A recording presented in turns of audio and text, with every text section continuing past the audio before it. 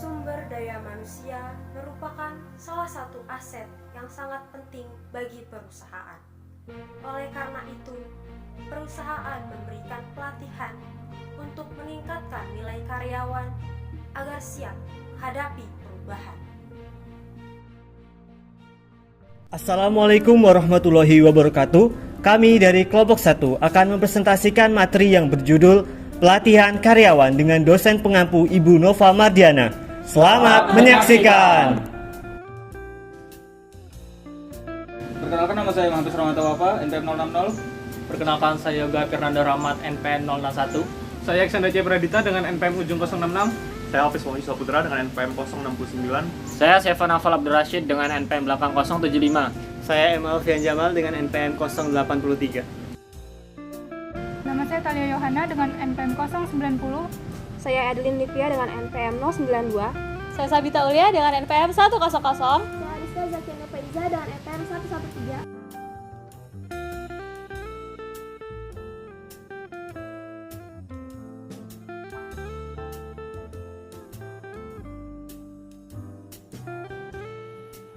Tujuan pembelajaran yang pertama ada untuk mengetahui bagaimana cara meningkatkan keterampilan dan pengetahuan karyawan dalam organisasi. Yang kedua, untuk mengembangkan inovasi serta kreativitas karyawan. Dan yang ketiga, meningkatkan produktivitas dengan tujuan akhir mendapatkan kinerja yang maksimal. Apa itu pelatihan? Pelatihan adalah upaya untuk membantu karyawan memperoleh pengetahuan, keterampilan, kemampuan, dan perilaku terkait pekerjaan dengan tujuan menerapkan ini pada pekerjaan mereka. Pelatihan dapat bermanfaat bagi organisasi bila dikaitkan dengan kebutuhan organisasi dan apabila memotivasi karyawan. Pelatihan terkait dengan kebutuhan organisasi. Dalam organisasi modern, sangat penting untuk memberikan pelatihan yang efektif. Sebuah program pelatihan yang efektif membantu karyawan memiliki keterampilan dan perilaku yang akan membantu organisasi mencapai tujuannya. Untuk melaksanakan proses ini secara lebih efisien dan efektif, banyak organisasi yang menggunakan sistem pembelajaran manajemen. Sebuah aplikasi komputer yang mengotomatisasi administrasi, pengembangan, dan pengiriman dari program pelatihan. Manajer dan karyawan dapat menggunakan LMS untuk mengidentifikasi kebutuhan pelatihan.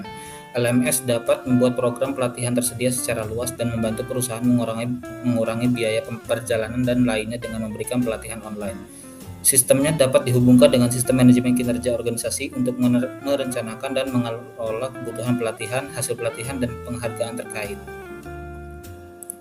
Oke, penilaian kebutuhan. Penilaian kebutuhan yaitu proses evaluasi organisasi, individu, dan tugas karyawan untuk menentukan apa yang harus dilakukan. Penilaian kebutuhan menjawab pertanyaan dalam 3 bidang luas. Yang pertama adalah analisis organisasi, di mana sebuah proses untuk menentukan kesesuaian pelatihan dengan mengevaluasi karakteristik dari organisasi. Yang kedua ada analisis individu, di mana sebuah proses untuk menentukan kebutuhan individu dan kesiapan untuk pelatihan. Yang ketiga adalah analisis tugas, itu di mana proses mengidentifikasi tugas, pengetahuan, keterampilan, dan perilaku yang dilatih harus ditekankan. Oke, materi selanjutnya adalah kesiapan untuk pelatihan. Yang pertama adalah karakteristik kesiapan karyawan. Untuk siap belajar, karyawan membutuhkan keterampilan belajar dasar, terutama kemampuan kognitif, yang terdiri atas mampu menggunakan bahasa tertulis dan lisan, memecahkan masalah matematika, dan menggunakan logika untuk memecahkan masalah. Kedua yaitu lingkungan kerja. Kesiapan untuk pelatihan juga bergantung pada 2 karakteristik lingkungan kerja. Yang pertama adalah kendala situasional, mencakup kurangnya uang untuk pelatihan, kurangnya waktu, dan kegagalan dalam menyediakan alat dan bahan yang tepat untuk menerapkan pelajaran pelatihan. Dukungan sosial mengacu pada cara orang-orang di dalam organisasi mendorong pelatihan, termasuk memberikan pujian dan kata-kata penyemangat kepada peserta pelatihan, berbagi informasi tentang berpartisipasi dalam program pelatihan, dan menggunakan sikap positif terhadap kinerja organisasi program latihan. Hal-hal yang dapat dilakukan seorang manajer dalam mendukung program pelatihan. Yang pertama, memahami isi pelatihan. Yang kedua, mengetahui bagaimana keterkaitan pelatihan dengan apa yang dibutuhkan untuk dilakukan karyawan. Yang ketiga, memberikan karyawan pengetahuan tentang apa yang mereka butuhkan untuk kesuksesan karir. Yang keempat, Dukung penggunaan karyawan terlatih saat mereka kembali bekerja. Dan yang kelima, pastikan bahwa karyawan memiliki peralatan dan teknologi yang diperlukan untuk menggunakan pelatihan. Merencanakan program pelatihan. Yang pertama, menetapkan tujuan program. Yang kedua, memilih pelatih internal atau eksternal. Dan yang ketiga, memilih metode pelatihan. Di dalam memilih metode pelatihan, terdapat beberapa metode, seperti metode presentasi, di mana peserta pelatihan menerima informasi yang diberikan oleh yang lain. Lalu ada metode langsung, di mana peserta pelatihan terlibat aktif dalam mencoba mengajar keterampilan khusus, menunjukkan bagaimana keterampilan berhubungan dengan pekerjaan atau bagaimana caranya menangani masalah antar pribadi. Lalu ada metode membangun kelompok. Peserta berbagi ide dan pengalaman, membangun identitas kelompok, pelajari hubungan interpersonal dan grup. Metode pelatihan. Yang pertama adalah metode instruksi kelas, di mana metode ini layaknya belajar di sekolah. Pengajar mengajar kelompok, pengajar saling melengkapi kelasnya dengan presentasi, diskusi, studi kasus, sesi tanya jawab, serta bermain peran. Nah, keunggulan metode instruksi kelas adalah efektif dalam memberikan materi-materi yang rumit, karena para pengajar akan menjelaskan materi-materi tersebut secara terperinci serta memberikan contoh yang jelas, sehingga para karyawan akan lebih mudah memahami dan lebih mudah menyerap materi-materi tersebut. Yang kedua adalah metode computer-based learning. Di metode ini dibagi menjadi dua. Yang pertama, e-learning, yaitu melibatkan penerimaan pelatihan melalui internet, biasanya melalui beberapa kombinasi modul pelatihan berbasis web, pembelajaran jarak jauh, dan kelas virtual. Contoh dari e-learning tersebut adalah ketika kita belajar di kala pandemi. Di situ kita menggunakan konsep e-learning tersebut melalui pembelajaran jarak jauh. Dan yang kedua adalah Electronic Performance Support System, adalah aplikasi komputer yang memberikan akses ke pelatihan keterampilan, informasi, dan nasihat ahli ketika terjadi masalah pada pekerjaan. Nah, keunggulan dari metode computer-based learning ini adalah dia lebih efisien terhadap waktu, biaya, serta lebih fleksibel. Kenapa? Karena kita tidak perlu untuk mengunjungi tempat pelatihan. Cukup di rumah dan membuka device, kita akan mendapatkan pelatihan pembelajaran jarak jauh di kelas virtual. Baik, selanjutnya yang ketiga yaitu ada metode on-the-job training. Metode pelatihan di mana seseorang dengan pengalaman kerja dan keterampilan membimbing peserta pelatihan dalam mempraktekkan keterampilan kerja di tempat kerja. Nah, ada 3 aspek tujuan dari metode on-the-job training ini. Yang pertama itu tentang pengetahuan, kemudian itu ada perilaku serta keterampilan. Nah, adapun keunggulan dari metode on-the-job training ini adalah meningkatkan kinerja karyawan secara signifikan, terus mudah dilaksanakan karena terkait waktu serta tempat pelatihannya. Yang ketiga itu ada lebih efektif dalam melatih karyawan karena sesuai dengan kebutuhannya, serta yang terakhir itu membantu karyawan untuk cepat beradaptasi di lingkungan kerjanya. Baik, yang selanjutnya yang keempat itu ada metode simulasi, sebuah metode pelatihan yang merepresentasikan situasi dalam kehidupan nyata, yang dimana peserta dilatih untuk membuat keputusan yang mencerminkan tentang pekerjaannya. Nah, metode simulasi juga itu merupakan salah satu metode mengajar yang dapat digunakan dalam pembelajaran berkelompok. Nah, ada 3 aspek juga tujuan dari adanya metode simulasi, yaitu adanya pelatihan, kedua studi perilaku sistem, serta permainan atau game. Nah, salah satu contoh dari penerapan metode simulasi adalah adanya sebuah gladi resik, yang dimana pada gladi resik itu terjadi proses sesuatu.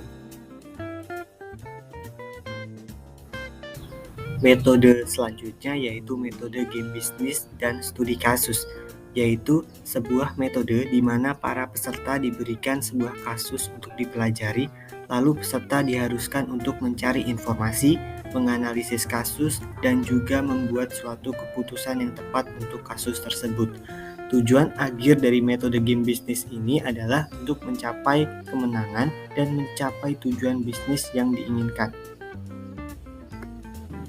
Metode selanjutnya yaitu pemodelan perilaku, yaitu suatu metode di mana para peserta mengamati orang lain yang mendemonstrasikan perilaku yang diinginkan, kemudian memiliki kesempatan untuk berlatih perilaku itu sendiri. Dalam bisnis, metode pemodelan perilaku dapat membantu perusahaan untuk memprediksi perilaku pelanggan, seperti kecenderungan pembelian, preferensi produk, dan respon terhadap kampanye pemasaran. Dalam memahami perilaku pelanggan, perusahaan dapat mengoptimalkan strategi pemasaran mereka dan meningkatkan kinerja bisnis secara keseluruhan. Metode program pengalaman adalah program pelatihan di mana para peserta mempelajari suatu konsep dan menerapkannya dengan mensimulasikan perilaku dan menganalisis aktivitasnya, lalu menghubungkannya dengan situasi kehidupan nyata. Selanjutnya, metode pelatihan tim, yaitu sebuah metode pelatihan yang mengkoordinasikan kinerja individu yang bekerja sama untuk mencapai tujuan bersama. Ada 3 jenis pelatihan, yaitu cross-training, coordinating training, dan team leader training. Yang pertama yaitu ada cross-training, merupakan pelatihan yang dilakukan dengan meminta karyawan untuk melakukan aktivitas pekerjaan tertentu di luar bidang pekerjaan yang ditugaskan kepadanya. Yang kedua ada coordinating training, adalah proses mengatur dan mengelola semua aspek pelatihan dalam suatu organisasi atau perusahaan. Dan yang terakhir ada team leader training, yaitu pelatihan untuk mengembangkan dan meningkatkan kemampuan diri sebagai seorang pemimpin. Metode yang terakhir yaitu action learning, di mana sebuah kelompok kerja diberikan masalah aktual atau masalah nyata. Mereka bekerja untuk memecahkannya, menetapkan rencana kerja, dan bertanggung jawab atas pelaksanaan rencana tersebut. Sehingga karyawan dapat menerapkan apa yang mereka pelajari, karena action learning ini melibatkan masalah nyata yang dihadapi oleh organisasi. Sebab berikutnya yaitu implementasi program pelatihan. Pertama, prinsip pembelajaran. Untuk memahami dan mengingat isi pelatihan, karyawan harus memiliki kesempatan untuk mempraktekkan apa yang sudah dipelajari, melibatkan peserta secara aktif, berlatih berulang kali, dan menyelesaikan tugas dalam waktu yang sesuai dengan tujuan pembelajaran. Sesi pelatihan harus menawarkan umpan balik yang mencakup pujian saat pelatihan, serta panduan untuk meningkatkannya. Program pelatihan juga perlu memecah informasi menjadi sesi-sesi yang lebih singkat. Dan pendekatan lain adalah mengganti materi tertulis dengan tidak tertulis seperti video atau pembelajaran langsung dan juga metode lainnya. Kemudian transfer pelatihan atau penerapan pengetahuan, keterampilan, dan perilaku yang telah dipelajari dalam pelatihan. Agar karyawan dapat menerapkan apa yang mereka pelajari, harus adanya dukungan sosial, dukungan teknis, dan juga manajemen diri. Yang pertama, dukungan sosial. Organisasi membentuk kelompok karyawan yang bekerja bersama, belajar dari satu sama lain, dan mengembangkan pemahaman bersama terkait penyelesaian pekerjaan. Ini juga menjadi wadah untuk karyawan berpengalaman bertindak sebagai mentor. Kedua, dukungan teknis, di mana organisasi menyediakan sumber daya teknis yang membantu orang memperoleh dan berbagi informasi. Ketiga, manajemen diri. Karyawan harus berlatih memantau penggunaan keterampilan dan perilaku baru mereka. Penggunaan keterampilan baru mungkin akan sulit dan tidak akan berjalan sempurna. Tapi karyawan juga harus terus berusaha untuk menerapkan apa yang sudah mereka pelajari dalam pelatihan. Mengukur hasil pelatihan. Setelah program pelatihan berakhir atau pada interval selama program pelatihan sedang berlangsung, organisasi harus memastikan bahwa pelatihan tersebut memenuhi tujuan. Penilaian pelatihan harus mengevaluasi hasil pelatihan, yaitu apa saja yang berubah akibat adanya pelatihan tersebut. Hasil pelatihan yang relevan adalah yang berhubungan dengan tujuan organisasi untuk pelatihan dan kinerjanya secara keseluruhan. Tujuan mengevaluasi pelatihan ini untuk membantu keputusan masa depan tentang program pelatihan organisasi. Dengan menggunakan evaluasi, organisasi dapat mengidentifikasi kebutuhan untuk memodifikasi pelatihan dan mendapatkan informasi tentang jenis perubahan yang diperlukan. Pengaplikasian pelatihan, orientasi, dan onboarding karyawan baru. Pelatihan dirancang untuk mempersiapkan karyawan dalam melakukan pekerjaan mereka secara efektif, belajar tentang berorganisasi, dan membangun hubungan kerja. Dengan adanya pelatihan, karyawan baru dapat membiasakan diri mereka dengan aturan, kebijakan, dan prosedur organisasi. Nah, yang terakhir pelatihan keanekaragaman, yaitu pelatihan yang dirancang untuk mengubah sikap karyawan tentang keragaman dan mengembangkan keterampilan yang diperlukan untuk bekerja dengan karyawan yang beragam. Dengan pelatihan ini bertujuan untuk meningkatkan kesadaran karyawan tentang pentingnya memahami dan saling menghargai antar berbagai etnis, budaya, ras, dan perspektif orang lain di tempat kerja, juga sebagai upaya untuk memudahkan karyawan dalam beradaptasi di lingkungan kerja, serta dapat menjadikan karyawan lebih termotivasi dan inovatif tanpa adanya diskriminatif. Dari semua materi yang telah kami jelaskan tadi, dapat disimpulkan bahwa pelatihan karyawan adalah investasi yang penting bagi perusahaan dalam meningkatkan produktivitas dan keterampilan karyawan, serta menciptakan lingkungan kerja yang lebih baik dan menyenangkan bagi karyawan.